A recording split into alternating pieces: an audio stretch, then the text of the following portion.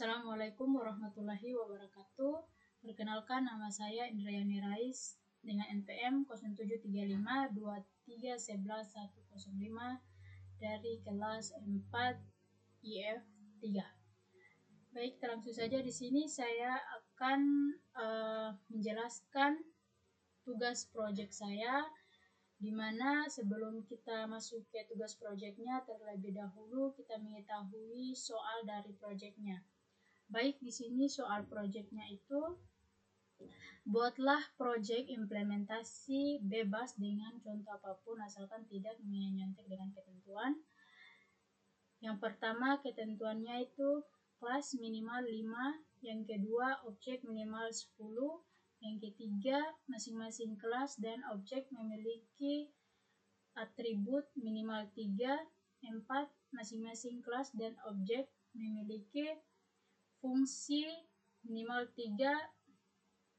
Ketentuan kelima yaitu harus menggunakan konstruktor, inheritance, polymorphism, dan enkapsulasi. Lalu buatkan video penjelasan kode program secara rinci terkait proyek yang dibuat. Baik, di sini proyek saya berjudul perpustakaan. Nah, kita langsung saja. Baik, di sini terdapat struktur perpustakaannya, di mana di dalam kelas terdapat, di file kelas terdapat kelas user, kelas member, kelas login, kelas library, kelas buku, dan kelas admin, serta di sini ada kelas index. Nah, di sini yang pertama saya menjelaskan dulu kelas user. Kelas user di sini adalah kelas yang menerapkan enkapsulasi dan membuat atribut protected. Dan kelas user juga ini adalah kelas dasar atau parent class yang memiliki 3 atribut, di mana atributnya di sini yaitu ada atribut name, ada atribut email, dan atribut role. Nah, kemudian di sini terdapat fungsi konstruktor. Sini terdapat fungsi konstruktor yaitu untuk mengatur nilai awal atribut, di mana yaitu mengatur nilai string nama, string email, dan string role. Nah, jadi di sini di konstruktor akan menentukan isi dari nama, isi dari email, dan role. Kemudian di sini terdapat fungsi get name, get email, dan get role. Nah, fungsi get ini yaitu untuk fungsi akses. Nah, kemudian ada fungsi set, yaitu set name, set email, dan set role. Nah, fungsi ini sebagai fungsi mutator. Kemudian kita ke kelas yang kedua, yaitu kelas admin. Nah, kelas admin di sini yaitu sebagai kelas admin di sini mewarisi kelas pertama tadi atau kelas sebelumnya yang kita jelaskan, yaitu kelas user. Kelas admin di sini sudah menerapkan inheritance dan polymorphism, di mana di sini ada atribut buku sebagai atribut tambahan. Kemudian di sini ada fungsi add book, yaitu untuk menambahkan semua buku yang ada di perpus. Kemudian di sini ada fungsi list buku, yaitu untuk menampilkan buku-buku yang akan di-list di perpustakaan. Kemudian di sini ada fungsi get buku, get books, yang berarti yaitu mengembalikan array buku. Nah, proses polymorphism, yaitu di sini terjadi di sini, class admin extends ke user, di mana admin ini mengambil metode dari user sebelumnya yang sudah kita jelaskan. Kemudian kita ke kelas yang ketiga, yaitu member.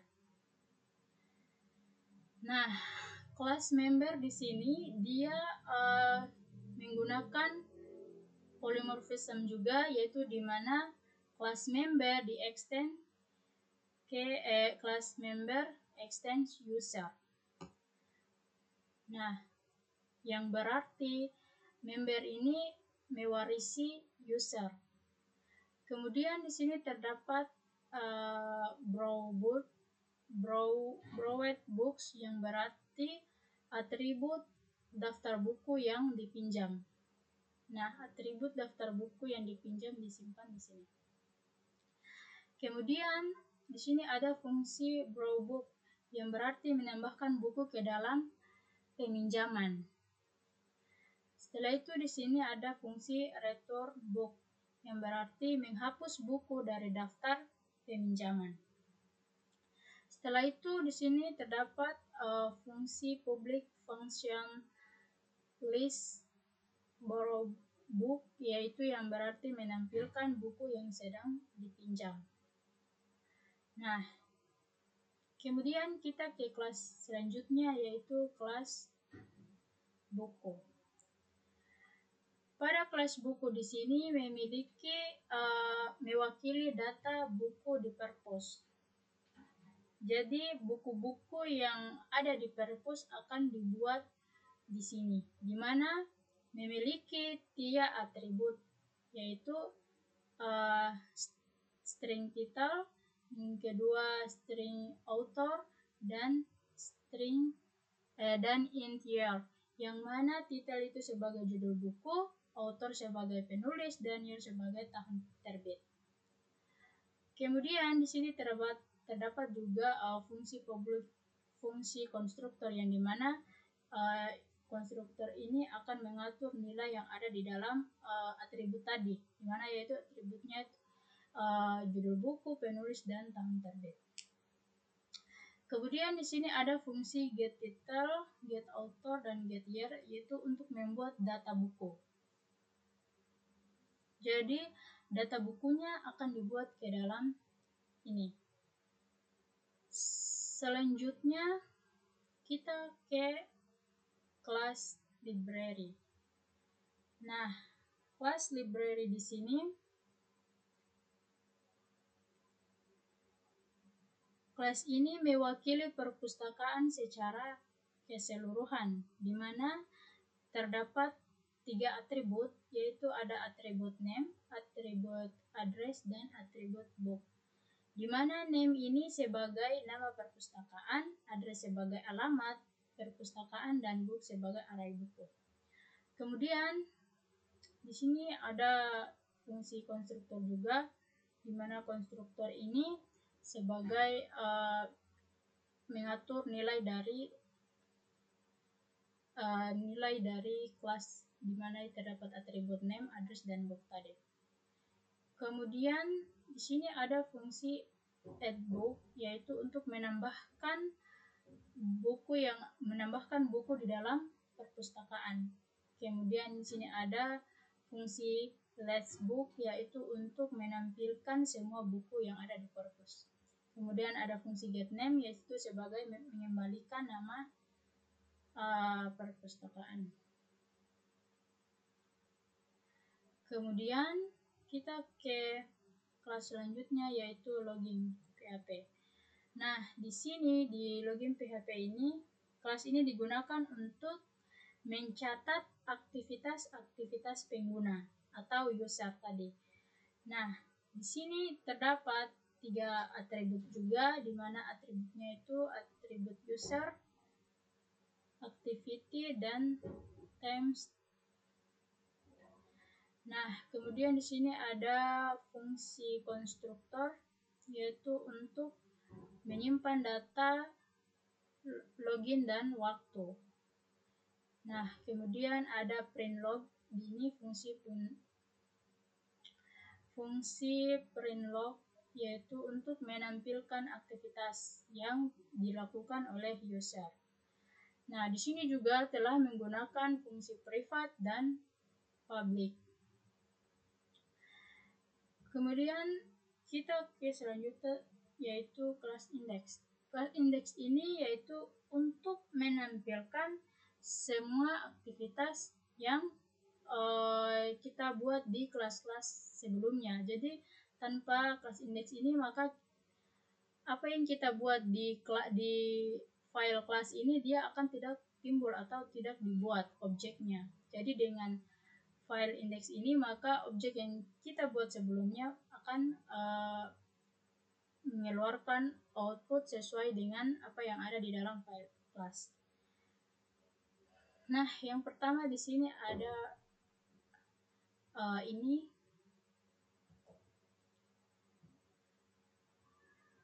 fungsi require di sini yaitu untuk memanggil semua kelas yang ada, memanggil semua kelas yang sebelumnya telah kita buat, yaitu di mana terdapat kelas user, kelas admin, kelas member, kelas buku, library, dan login.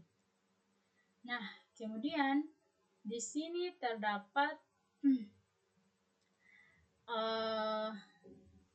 new book, di mana itu ada buku 1, buku kedua, buku ketiga. Nah, ini itu untuk membuat objek. Nah, di mana di dalam objeknya itu yang menampilkan yaitu nama buku, kemudian pembuat buku dan tahun terbit. Kemudian di sini ada new admin, di mana itu untuk membuat admin dan menambahkan buku. Jadi di sini adminnya itu bernama Rani dan ini adalah emailnya dan ini sebagai menyatakan bahwa dia atau Rani sebagai seorang admin. Nah, si admin ini dia mengelola 3 buku. Buku pertama, buku kedua, buku ketiga yang ada di sini. Di sini sebelumnya. Nah, ini. Kemudian di sini terdapat ECA, itu buku yang dikelola oleh admin. Nah, ini yaitu untuk